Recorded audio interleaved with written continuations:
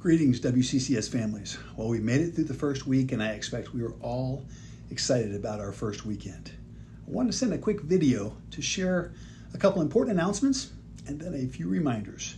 First, we were scheduled to have our kindergarten through fifth grade back to school night this coming Thursday, August 26th. Given the current COVID trends and believing that we are best to not have classrooms full of parents all meeting together at the same time, we have decided to switch to a virtual back to school night for our lower school.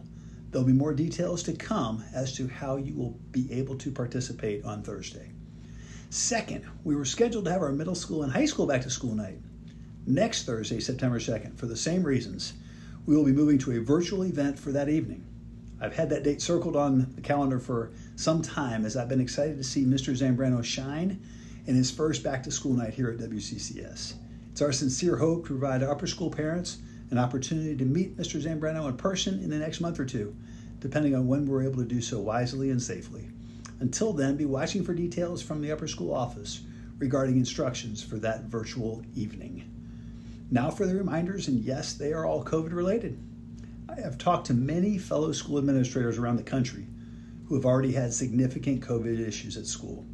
We have had a number of folks quarantine or isolate this week, but to this point, all began before the first day of school, so we are confident that they did not contribute to spread at school. We will not be able to say that forever, though. And so I want to remind you yet again about ways in which we can all care well for each other. First, please stay home if you have any symptoms whatsoever.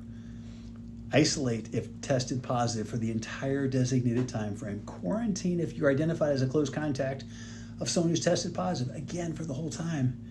And choose to wear a mask when reasonable, especially when in close contact with others indoors. I would like to add one more request that has been presumed all along, but that I share at this point hoping for even greater participation. Please pray daily with your kids, praying specifically that God would keep us safe and that we would love others well in the midst of this very challenging season. I hope you have a restful weekend. Yay, school.